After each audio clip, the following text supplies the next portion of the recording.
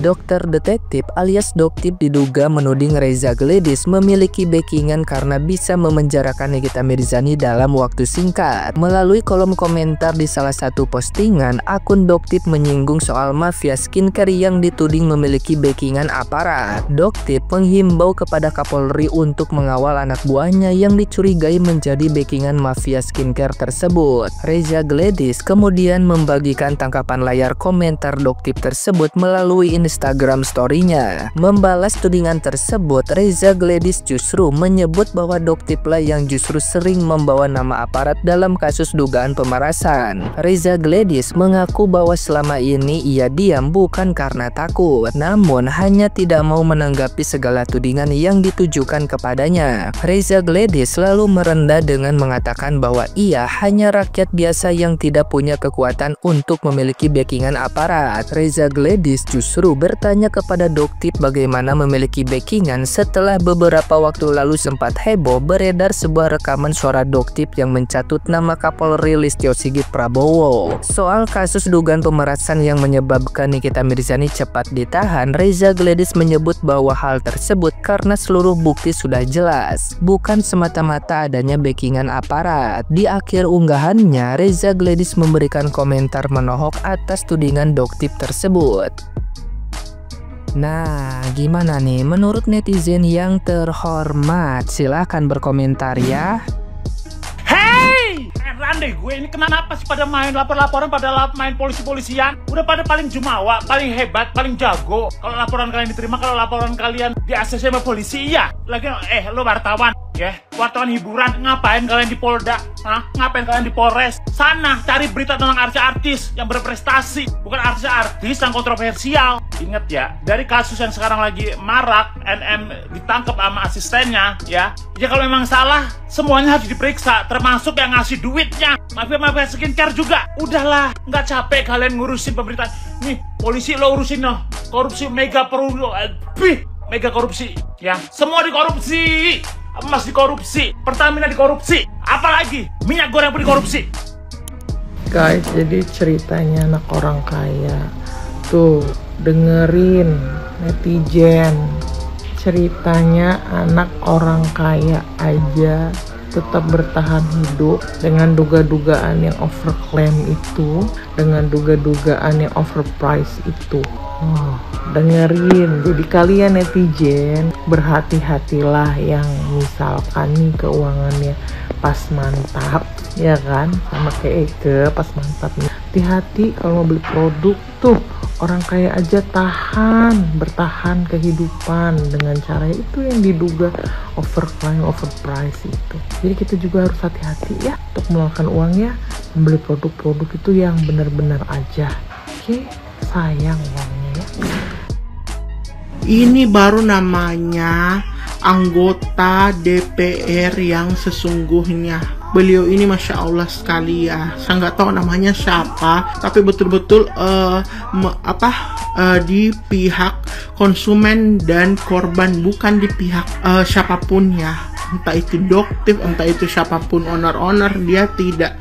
Kayaknya dia ini berpihak ke betul-betul konsumen ya. Sampai-sampai dia itu pengen ngundang TikTok sama Shopee ya, untuk betul-betul dipantau e-commerce. Penjualannya itu jangan sampai ada yang menjual krim obol-obol ya, skincare obol-obol ya. Jadi salut buat bapaknya ini, ya Allah, Masya Allah, semoga selalu dilindungi Allah Subhanahu wa Ta'ala. Buzzer-buzzer mereka itu luar biasa, dana mereka itu tidak terbatas. Kami tahu itu siapa. Yang salah satunya itu adalah orang yang kami undang hari ini, tetapi tidak bisa hadir. Tahu nggak Pak? Omongan Bapak barusan itu nggak jauh beda sama omongan-omongan netizen ya, yang sedang berantam debat kusir di kolom komentar. Padahal Bapak itu anggota DPR loh, tapi bisa-bisanya di dalam rapat dengar pendapat ini kemarin itu bisa-bisanya ngomongin soal buzzer. Maunya sekali Bapak udah bilang seperti itu, maunya dibuka langsung gitu loh di forum rapat kemarin. Ini datanya nih, saya nggak asal omong nih. Ini datanya, si ini ada aliran dana untuk bayar ini. begitu langsung transparan, jangan cuma ngomong ini budgetnya luar biasa, budgetnya tak terbatas. Saya tahu, kami tahu itu siapa. Yang salah satunya adalah orang yang kami undang hari ini tapi tidak datang. Itu jahat loh omongan itu. Gimana kalau nggak terbukti? Aku tuh heran masih ada yang benci sama Doktif, yang ngata-ngatain Doktif, entah itu buzzer kah, entah siapapun ya. Kalau menurut aku kehadiran Doktif adalah bikin kita itu semakin pintar memilah-milah skincare yang berkedok owner-ownernya yang flexing, apalagi yang suka banget memamerkan sesuatu produk yang katanya isi kandungannya aman, udah BPOM, ternyata tidak. Apalagi produk yang ternyata katanya 5% niacinamide ternyata zong. Kalian tuh mikir gak sih kayak gimana rasa sakit hati kalau kita tuh udah nabung, kita pastikan ini produknya berkualitas, ternyata tidak seperti yang dibilang ownernya. Dia hanya menikmatin uang. Tidak ada rasa simpati ke kita yang rela nabung. Dia hanya suka flexing dan seolah-olah jadi korban. Jengkel nggak? Jujur loh, aku speechless loh sama Doktif di sini. Serius cantik banget Doktif ya, kelihatan banget dari mukanya, cantik gitu, dan mukanya tuh kelihatan real banget gitu loh.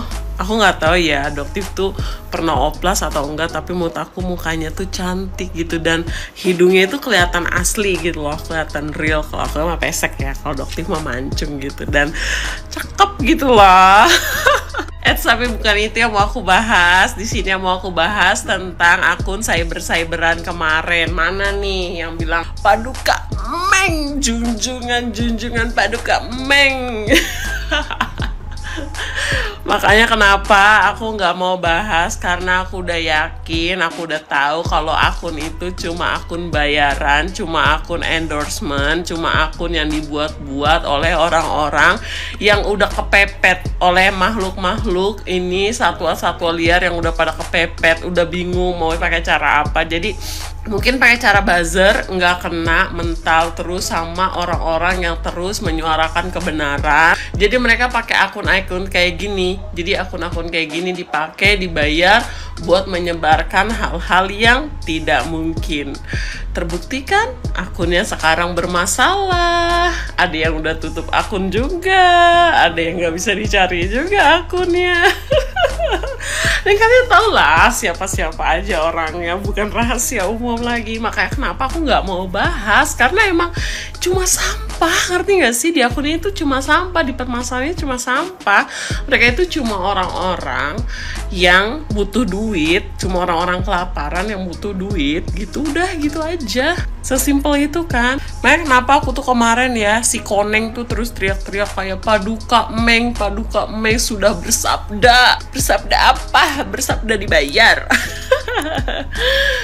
Oke dah, intinya kita tetap lurus, ayo tegakkan keadilan, kita tunggu proses hukumnya buat kasus skincare ini, karena ini udah tahun 2025 ya, harus segera kelar, dan kita harus blokir setiap owner skincare yang memang melakukan kecurangan dan kejahatan. Jangan pernah percaya lagi. Mau mereka mau jual apa kayak, jangan pernah percaya lagi, karena orang-orang kayak gini cuma penjahat-penjahat. Kalau kita support mereka, orang-orang seperti ini merasa mereka itu kebal hukum, mereka ngerasa kayak orang-orang Indonesia gampang dibodohi, ya gampang lah dibodohi gitu. Jadi mereka tetap pede jualan gitu, dengan menipu masyarakat, mau apapun tuh bentuknya ya. Kalau aku sih jujur bakal aku boycott ya, nggak akan aku support, akan aku boycott. Masih banyak ya orang-orang yang jujur nyari nafkah, banyak orang yang tetap berusaha keras cari nafkah dengan baik, dengan benar ya, peduli sama masyarakat ya. Jadi kita dukung orang-orang yang memang benar-benar berusaha untuk masyarakat, bukan menipu masyarakat. Oke?